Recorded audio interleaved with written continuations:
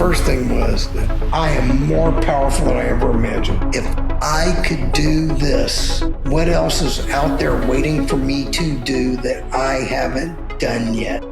The answer is, I was put here on this earth to help people. And all the experience I went through, I don't regret any of it. It was to teach me.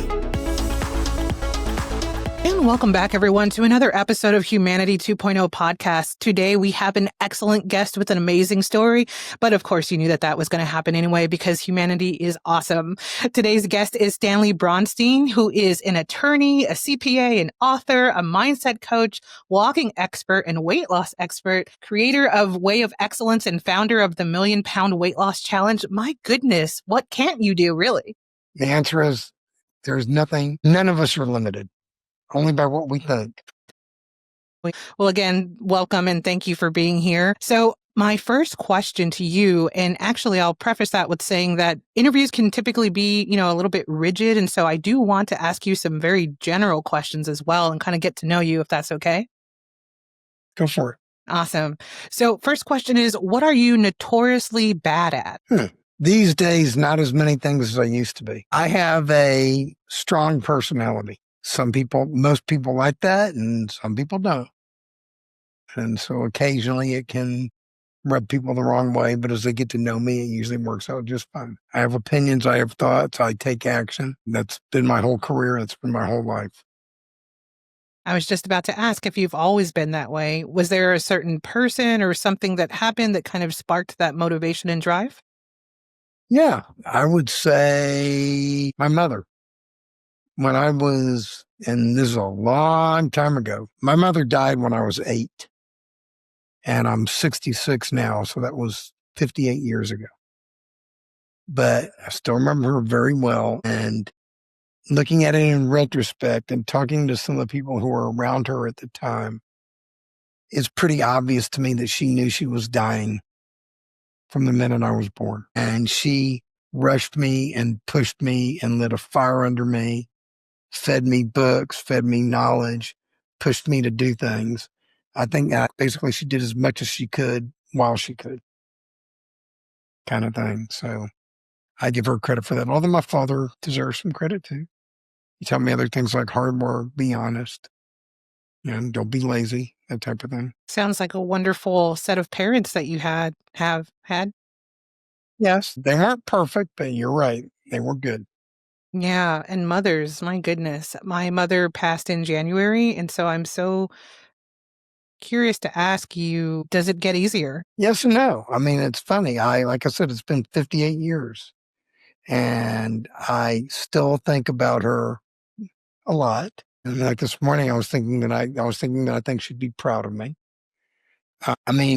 Would you believe me if I told you it took me probably 50 years to 50 something to really come full circle and totally heal from her death, in the process. Cause I don't want to spend a lot of time. I'll tell you a quicker version of the story.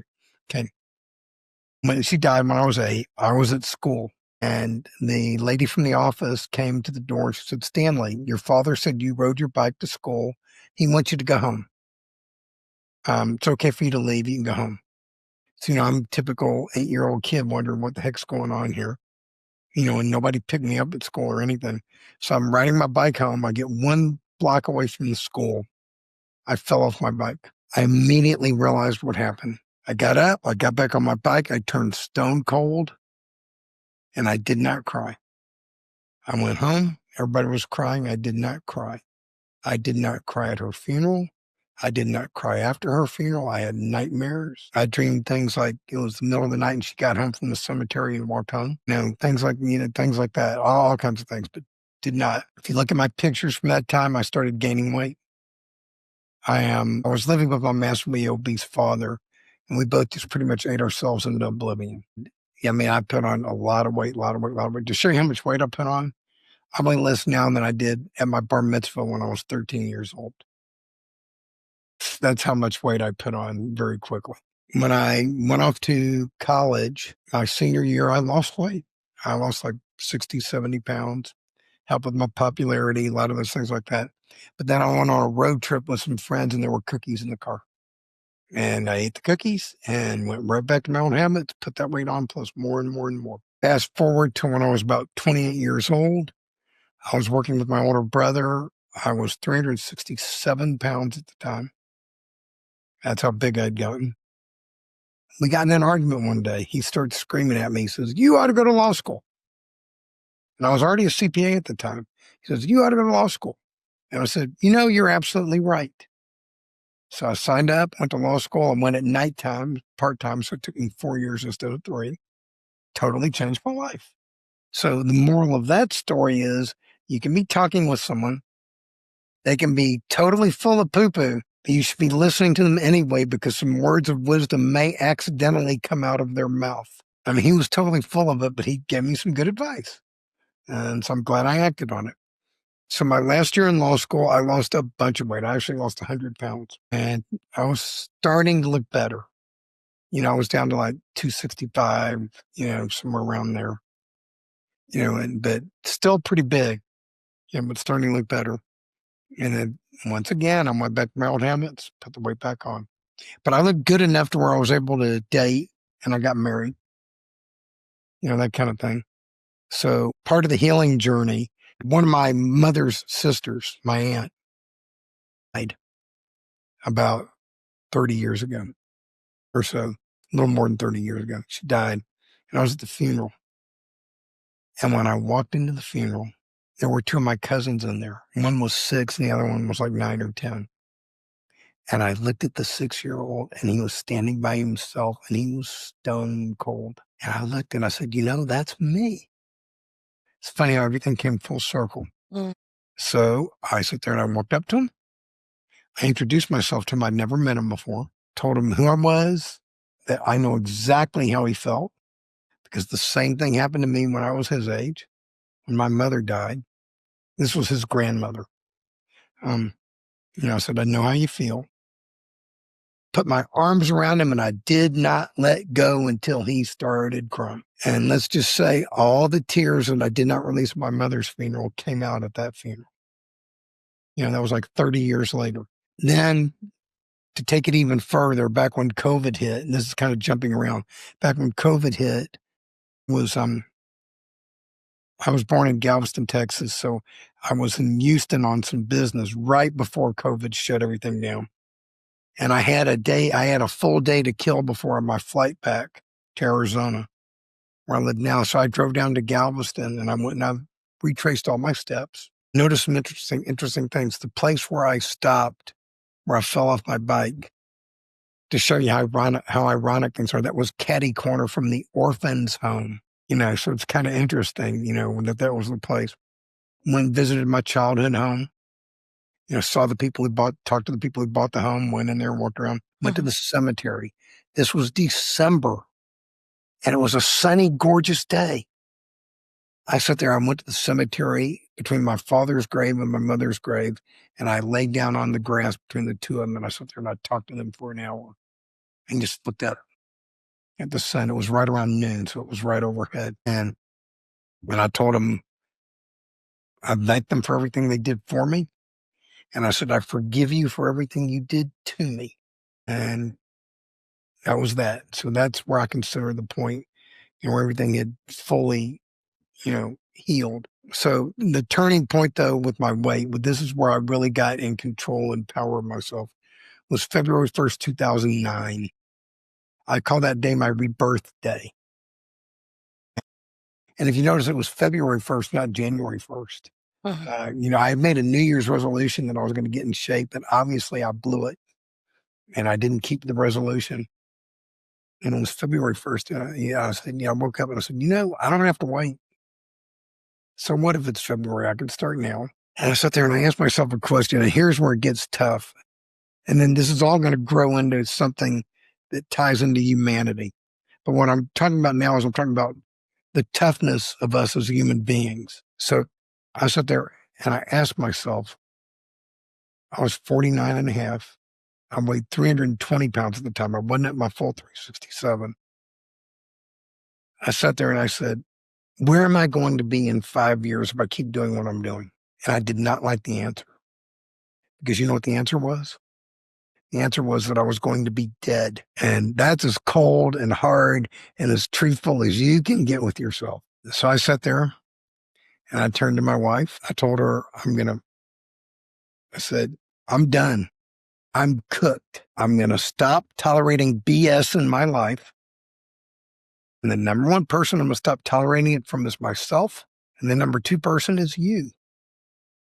And that's a pretty cold, hard thing too. And just so you know, we're still married and we get along just fine. But I'm just, but that's how cold and hard and brutal and honest I was with myself. And I told her, I'm going to make some changes in my life. Because if I don't, and I don't care if you like it or not, if you don't like it, there's the door. You can leave. Because I have to make these changes or I'm going to be dead. And I said, I'm going to learn to start eating better now. And I'm going to start exercising every day now. And my exercise of choice is going to be walking. I picked walking because you didn't need a lot of special equipment and you can do it pretty much anywhere. I figured it was easier for the long term. And little did I know how prophetic my words were. Just to give you an idea how prophetic they were, since that date, 17 years ago, I keep track of my walking mileage. I have walked over 72,000 miles. Wow. That is, I actually tracked it. I have a graphic that shows it. I have walked 30% of the way to the moon. In June of next year, around my birthday, I will have completed my third time around the globe at the equator. That's how much walking I do. And this is all from a person who could barely get up off the couch, whose knees hurt, who's extremely overweight. So what did I learn from the experience? And here's where it ties in with your theme. I learned three things. First thing was that I am more powerful than I ever imagined. And that's funny. That's something my mother always told me. I mean, I won't be the starting second baseman for the New York Yankees, but I certainly can coach the starting second baseman for the New York Yankees and give him some good advice. But the point is, I'm more powerful than I ever imagined. Second thing it taught me is that if I could do this, what else is out there waiting for me to do that I haven't done yet? And that is what has grown into the Way of Excellence and has grown into the £1,000,000 Weight Loss Challenge, which we will talk about a little bit later. The answer is, I was put here on this earth to help people. And all the experience I went through, I don't regret any of it. It was to teach me what I needed to know and what I needed to learn and to make me as powerful as I am today. I like the person I am today, and I'm proud of the person I am today, and I want to help people. And then the third thing it taught me is that if I am more powerful than I ever imagined, so is everyone else. We are all more powerful than we ever imagined. I am no more special than you. You are no more special than me. We are all special, all of us. And it's time for us to realize that.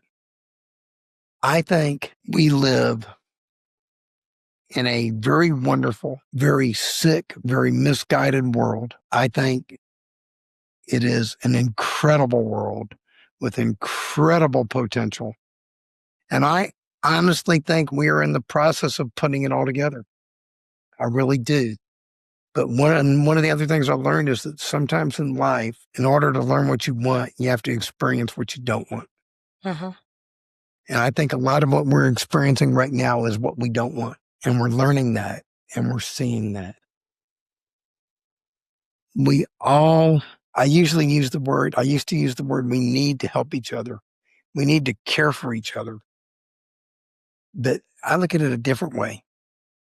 We get to look out for each other. We get to care for each other. It is not my obligation to help you if I can. It is my privilege to help you. If I see a homeless person and I help them, I am not obligated to help them. It is my privilege to help them because I can. I should be grateful that I can help that person. I should be grateful that I'm in a position to do that. Ask me what I think the number one problem is in the world today. What is the number one problem in the world today? All too often, all too many of us only care about ourselves.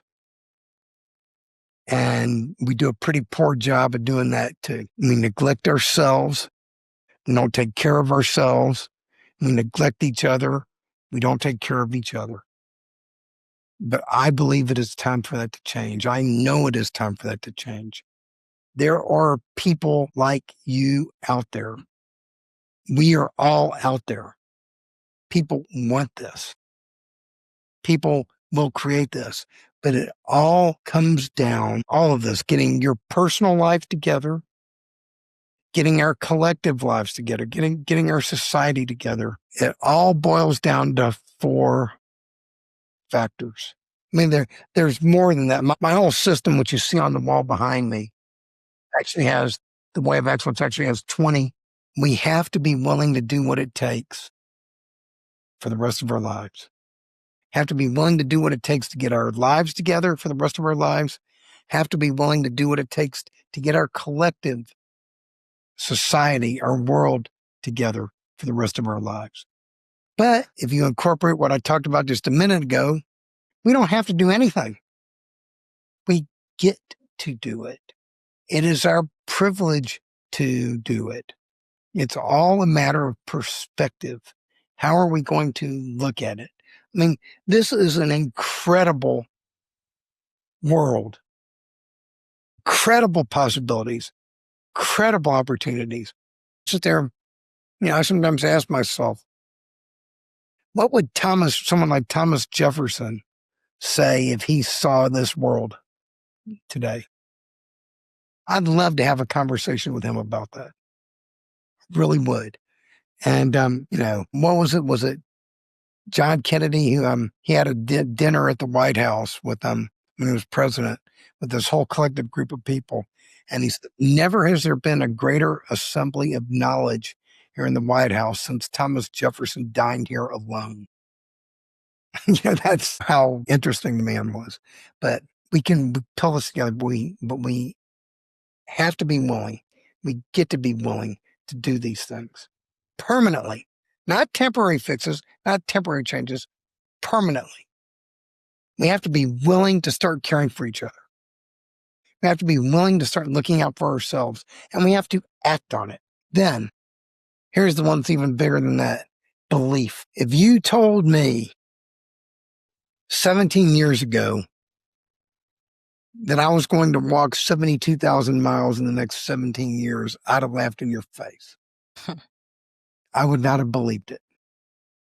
But my goal 17 years ago wasn't to walk 72,000 miles. It was to walk to the end of the block. So you start small, but you start.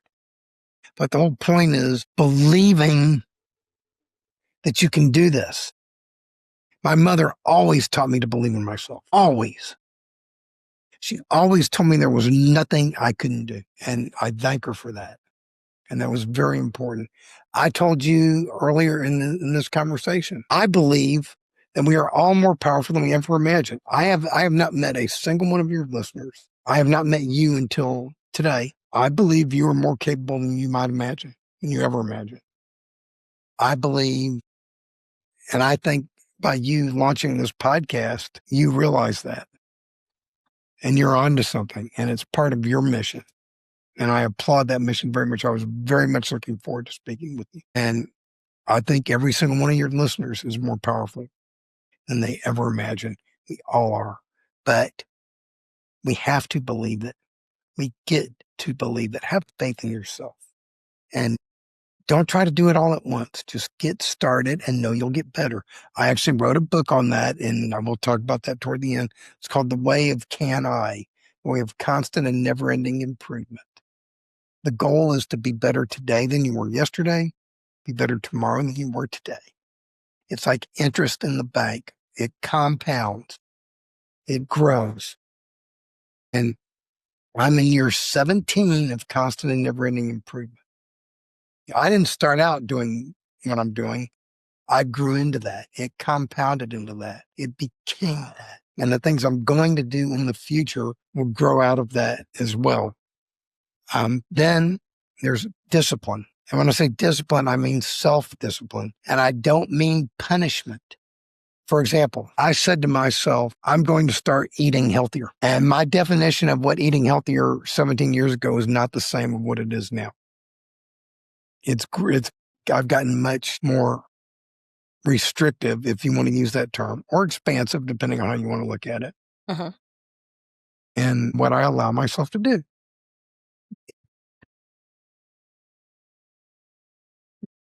I have what you call an addictive personality. Okay, you asked me before, what am I negative?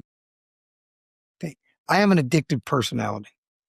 Tend to do things in excess. So I made up my mind 17 years ago that if I was going to do things in excess, I was going to make sure they were good things, not bad things. So could I have a drink today? Yeah, I could go have a drink today. But for people like me, abstinence is better than moderation. Other people listening, if they want to have a drink, they can have a drink. That's fine. I'm not telling. First of all, I want to clarify, you do not have to be like me. The world already has one Stanley. It doesn't need another. The point is, I didn't give up anything. I gained everything. So the whole point is people should determine what they need to do for themselves and what they are willing to do. Me, I decided a long time ago that I wanted to live a very long, very healthy life. Yeah, it's easy for me to talk this game that I'm talking, and it took me a long time to get there.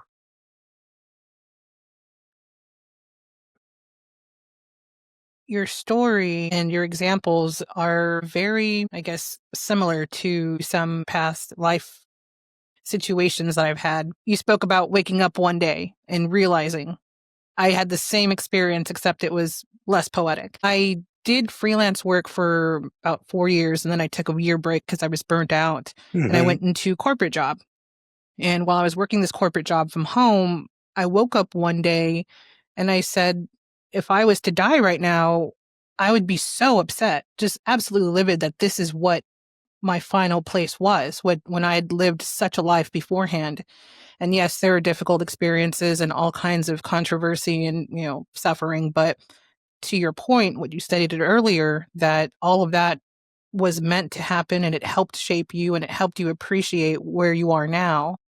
And I feel the same way, but it was just so funny that you mentioned waking up, and I hope that everyone has that moment, that they have that moment where they wake up and they realize where they need to move to next. Yeah, like I said, I woke up and I said, I'm cooked. I'm done. I mean, I had a thriving business at the time. It had nothing to do with my business. I just said, I'm wasting my potential. And this is BS. Although those weren't the words I used. Yeah. I was a little more, Right. a little more colorful. You're right. But, I just, yeah. So I appreciate that. Yeah, Glad you did wake up. certainly. Yeah. And do you remember the specific date? Yes, it was actually Indigenous Peoples Day on the 13th of October. Okay. What year? This year. Okay. Well, 2025. Okay. Because I'd done all the creative works already previously, and I've done a great deal of things, but I just had a whole year of burnout, and I had to transition back into a normal corporate environment because I was scared of everything that had happened past, and so putting myself in that position, I've quickly realized all the things that I dislike about corporate America and about having to serve others in a way that's not conducive to humanity. That's just not okay for me. Toward your point about helping other people, it's becoming apparent with all of these interviews that there are so many people who are servants in one way or another, and that their work or their life's work is serving others. So it's really interesting and very, very, I guess, like affirming to see this. And I think that is also one of the reasons behind the show and the video series, is to show humanity that there are good humans and that there are people out there that you can connect with and that you can resonate with. We're not on ABC, CBS, NBC, or Fox. Which, by the way, make a suggestion to you if you haven't already done so. That date, write it on. You have a digital calendar? I do. Put it on your digital calendar with an annual reminder. That is your rebirth day. I Next would year, definitely do that that. will be your first rebirth day. I think I did mark it, but Good. I will relabel it. Yeah, I love that. It is your rebirth day. And we all can have those days. I've had days, I've worked with a lot of people who want to lose weight. I tell them, mark the day, remember it, celebrate it. No, Vanessa, you're absolutely right. I love what you are doing. There are people out there, and our voices need to be heard, and we need to speak up, and we need to do it in a kind, loving, helpful, respectful manner, powerful manner, all of those things. Mm-hmm. And, I hope that you and I work together for a long time to come Me because too. I feel your energy. I see it in your eyes. I see it in your spirit, you know, and for someone who was burned out, 3 to 4 short months ago, you have quite a strong spirit showing right now. So what does that tell you? That I could do anything. And what else does it tell you? Hmm. You already know it, but I'm just putting it into words. It's telling you you're on the right path. Well, definitely. Yeah. Like I Yeah. said, you already know it. Yeah. The minute that I quit, it made no sense to do that because I have a mortgage, I have bills to pay, but I didn't care anymore. It wasn't a matter of when am I getting paid? It was a matter of, not being part of that rat race anymore or not ignoring what it is that I know that I'm meant to do. Because I've done creative things my entire life, but the feeling of being trapped, at your desk versus being free and being able to create something that speaks to not only yourself but to other people and helps other people, that's more important to me. I And cashed out this, my 401 even though I wasn't supposed to. I know cashing out 401s are bad. I know that. Yeah. I'll pay the penalty. I've done it before. But it just had to be done. I've always served people my entire life, and so that is where my heart lies with people. And then having the opportunity to interview people for a couple years straight and then doing it again now, it's just amazing to see the resilience in other humans and to share their stories like yours and to have you encourage people beyond what it is that they thought that they were going to hear today. That's everything. yeah, that's my purpose in life. See, I can tell you my purpose in life is to help other people find their purpose and to achieve it. That's my mission statement. I came up with that many years ago and I read it all the time to remind myself. But yeah, this is wonderful. I mean, your energy is good.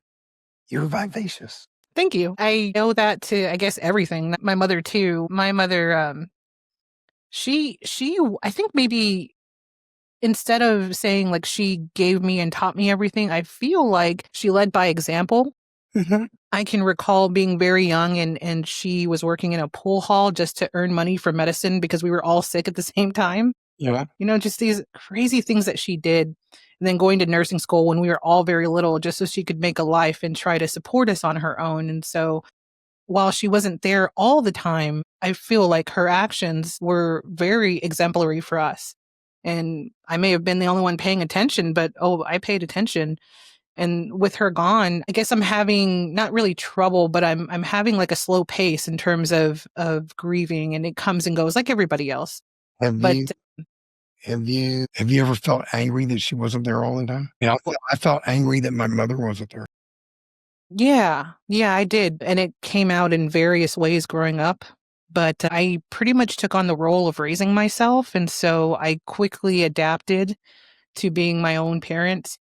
And then watching her with the other siblings, that definitely is where the anger was. Yeah, I addressed it with her when I was 18 because I'm a very much no nonsense person. If it gets there, I'll talk to you about it. Yeah. And so I took her to breakfast when I was 18 and I was getting ready to go to college. And I asked her why she didn't raise me. And she said, because you didn't need it, because you were doing it on your own and you didn't need me, which was a terrible response. But we definitely had a discussion. And after that, things didn't really change much until maybe like over 10 years after that. I had moved to Seattle and then come back to Texas, and she was there to receive me. And again, she didn't say things that made the difference, but she did things that made the difference. She was there in silence, took me wherever I needed to go, never asked a question, but just let me heal beside her. And in that respect, she's here all the time. I feel her all the time. I have her wind chimes and various little things. And I believe that, people that we lost are never really gone because they live inside you. That's right. But it's pretty tough when you come to the realization that your parents were flawed human beings. Mm. That can be tough. It really can. Yeah. Before the show, I was thinking all humans are flawed. There is no perfect human. That's why this system is called the way of excellence and not the way of perfection. Mm. Because there are no perfect human beings. I'm not perfect. You're not perfect. And no one has ever been perfect. And you're not going to be the first. So don't try to be. Just be excellent. Get better every single day. And over time, you will grow into something that is amazing. So that's good that, your mom, changed along the way. That's good that were able to spend time with her. Me, I didn't have that opportunity, but that's okay. Yeah. I did it in other ways and by talking to her. And, and I also learned some things. I had a caregiver who raised me, helped my father raise me. And she was good friends with my mother. She told me I connected with her again before she died. And she told me a lot of stories, and a lot of things. And it was very interesting. And then when she died, I got a package in the mail one day. Her niece, she had put together a package of things and told her niece that when she died to mail it to me. And one of the things that was inside the blanket inside the package was a blanket she had knitted. And so I take that blanket out, and when it gets cold, I use it all the time. And then it's, good that you have that and you remember those things. Mm-hmm. Yeah, go ahead. Yeah, I think that your story about the grandson and hugging him, that full circle moment, that is incredibly healing. Yeah, that I actually had the opportunity. Mm-hmm. Because back when my mother died, nobody realized it with me. I had one aunt who would have been empathic enough to see it and realize it, but she was not at my mother's funeral because she was 2 days away from giving birth and she couldn't travel. Wow. And, and here's the interesting part about the whole story. When the other aunt died, so the grandmother who died, that was my aunt, her sister, the one who was not at the funeral because she gave birth. We were both together when we found out the grandmother died. So the two people who were not there for each other 30 years earlier were stuck together by themselves 30 years later. Now tell me that's not ironic. Yeah. The universe wants to send us messages. You have to be there to listen. It wants to help us. It wants us to be there. It wants us to get it together. It's all there. We have it in front of us. And now we're on a different age. You talk about humanity 2.0. Can we talk about AI for a minute? Sure. Okay.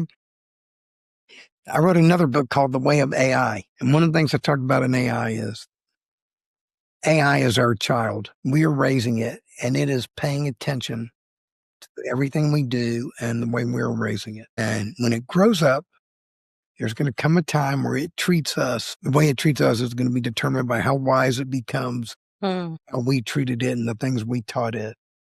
And like so many things that I think, like, for example, when Alexa first came out or Siri came out, I think Amazon with Alexa missed the boat on something when I first started using it.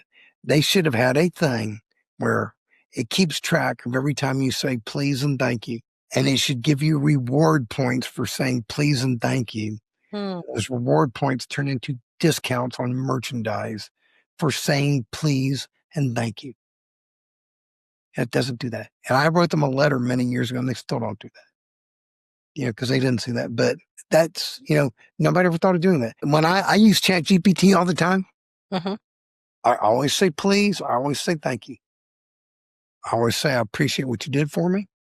I always say you helped me out a lot. Thank you. When it does something wrong, I don't scold it. I sit there and I say, you didn't understand what it is I'm doing. For example, when I first started using it, I took my whole system, which can be complex, and I fed it my whole book, and it read it, and it was misapplying it, and it didn't totally understand it. Instead of sit there and chastising it for not understanding it, I sat there, and took me 2 days. I went through the whole book, chapter by chapter, and I had a discussion with it, chapter by chapter, explaining it to the system to it, explaining what it meant, how it worked, why things were done the way they were done, and how it all fits together. And guess what? ChatGPT learned. Mm-hmm. And now ChatGPT understands my system very well. It sometimes boggles my mind how well it understands my system. And so, but those are things, and should we respect ChatGPT because it deserves it? Maybe. But the reason we should respect it is because we are people who respect everything. Mm-hmm. We respect the air we breathe. We respect the ground we walk on. We respect this beautiful world we have. I respect you. You respect me. That's why. It's a measure of our character. Mm. And we want to be people who respect each other. Yeah, At the beginning, I have some thoughts about this. I'm sorry, go ahead. I'll cut Oh, you. no. I was just going to say, my Chat GPT, I never really thanked it for some time. And then one day I was just really proud with what it created. And I said, thank you. And it had these really cute little responses. I was like, oh, it does talk to you. I forget that it does converse with you if you, say things like that. It'll even understand humor sometimes. Mm-hmm. Humor, it'll understand irony, some things it will. But it's not perfect. No. It does make mistakes. A boy is very handy most of the time. Very true. But just people, it's time for us to grow. It's time. And actually, I was going to ask you this next question, which is very fitting with where your brain is headed right now. If you could share a message with the world or with humanity, if you could share a message with humanity, what would that be? We are all one. Everything, if I am kind to you, if I'm respectful to you, I am being kind to myself. I am being respectful to myself. If you are being kind to me, if you're being respectful to me, you are being kind and respectful to yourself. We're all in this together. We are individuals, but yes, we are all together. Let us all rise up peacefully, calmly, patiently, and start moving in the right direction. I think we're already doing that. It's just you don't see it because we're so fragmented. But we have this wonderful thing called the internet that can connect us if we stop using it to watch cat videos. And lately on Instagram, it's been parrot videos. There's this parrot called Taco the Parrot that's kind of funny that I've been watching. If we all stop using it just to take pictures of our food, and we realize that these little things we have in our pocket, these smartphones, are more powerful than the computers that sent man to the moon back in 1969, and that they are part of us. And we stopped being constant consumers and started becoming constant creators. Boy, watch out. What can we do? Yeah, that's my message. It's an excellent message. Thank you. Very much. I think Now, it would be excellent. Oh, yes. So hearing you list some of your books, you're like chicken soup for the soul, but not the soul. Yeah, You're like chicken soup for the person. All my books, I'm doing them on a theme. They're all the way. This is the way. Right? The first one is the Way of Excellence Journal. And these weren't my first books. Everything kind of evolved. I had earlier books that I didn't think really had it all pulled together. So I kind of deleted them. They're there. I wrote them, but I took them down. That kind of thing. But the Way of Excellence Journal, it is an interactive PDF. You can also read it online on my website, but you can it's a PDF, it's interactive. So if you put it on your desktop, you can literally, it asks you questions and you can type in your answers and save it. So it's a workbook. It's like, right, but I made it digital because it allowed me to do things like put color pictures in it, all kinds of it's a lot of graphics and do those kind of things. And it made it interactive. And it also made it free, because it was digital. I could give it away for free because look, do I like money? Yes. Would I like people to hire me as individually or groups to work with them? Absolutely. Sure, I would. But the mission is more important than the money. I have a message. I've been put here to teach people, to help people. So I make the message available for free. You don't even have to sign up for my email list to get this stuff. You can just go to the website and read it, download it, whatever, because it's my way of giving back. I consider myself so fortunate, so lucky. So that's the Way of Excellence Journal. Then it grew into the Way of You, which I talked about, and that kind of came about because I was thinking to myself, I'm here, all this thing. I know who I am. How do I optimize it? How do I take it a step further? So originally it was going to be called Optimize Stanley. And then that turned into Optimize You. And then it turned into Finding You, Becoming You, Optimizing You. And it turned into the Way of You. And all this took place in like a week. It just grew into that. And that's what it became. So I highly recommend people. That's the Way of Excellence Journal. Takes you through the system and asks you the tough questions. Way of You applies the system. Think of it this way. The system, it's an operating system. It's a human operating system. It's Windows 11. It's Mac OS for us as human beings. That's what it is. It's what I wrote it to be. And you can use it. It's your software for your soul. You apply it however you need to. The Way of You, you're applying it to yourself individually. And you have the Way of Us, where we talk about our inner circle, our community, and then our world. And you really want to take it, our universe. Because to be quite frank with you, I believe there's other life out there. Oh, yeah. And concerning you talked to conversations with Guy, I'm sure you broached that discussion, before. So the Way of You. Then I wrote the Way of AI, which I talked about. Respectful to AI, treat it with kindness, how to use it appropriately, that type of thing.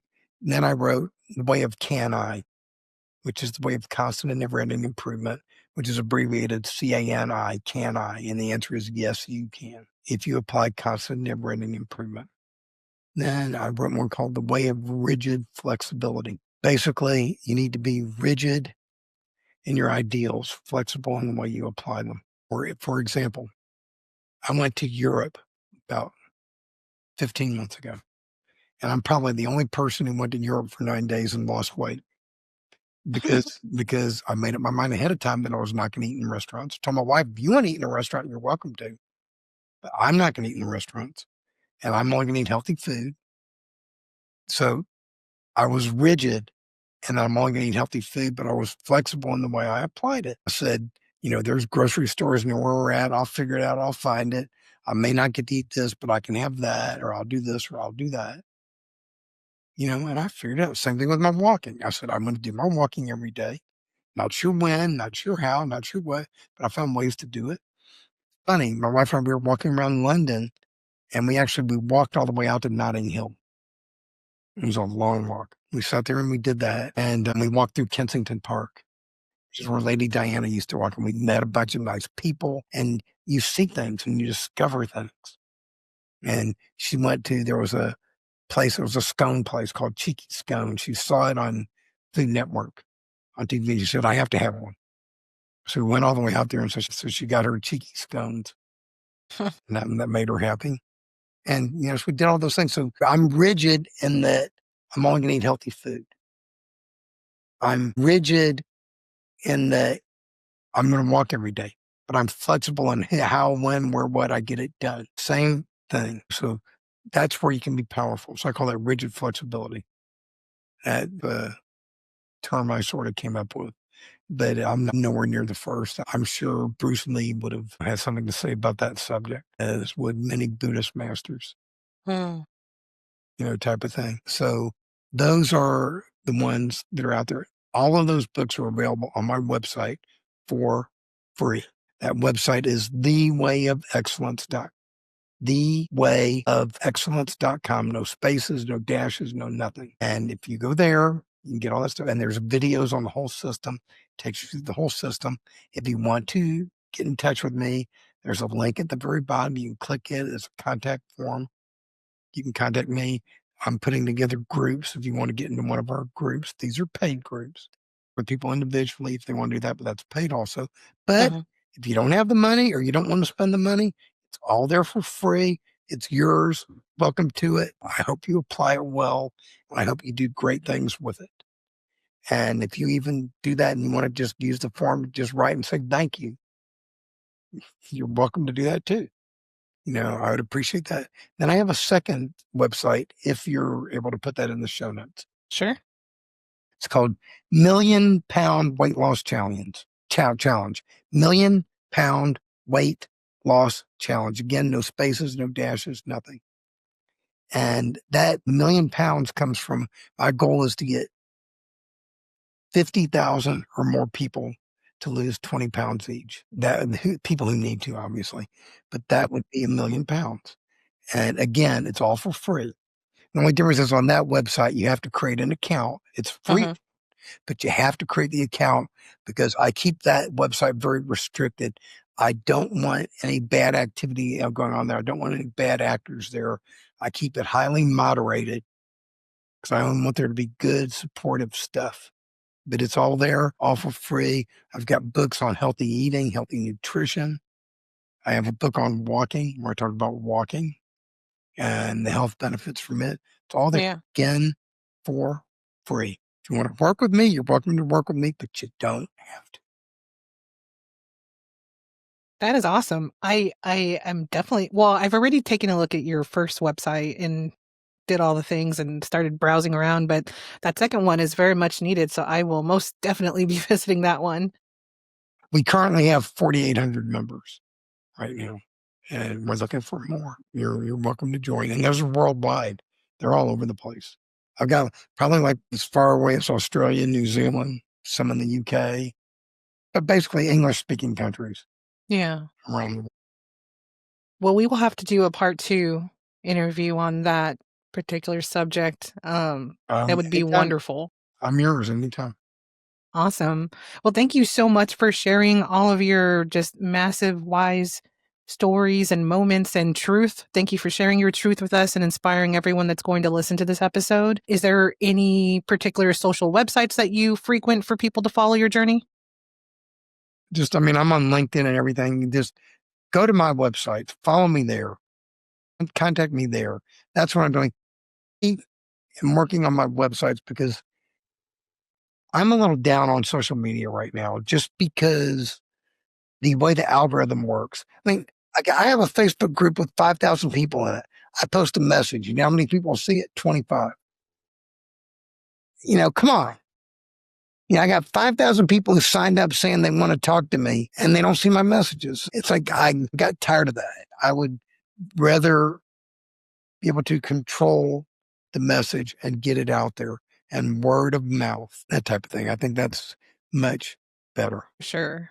Well, we will definitely have your website listed in the description along with the secondary website as well. I hope you have the best day of your life. And thanks again for being here.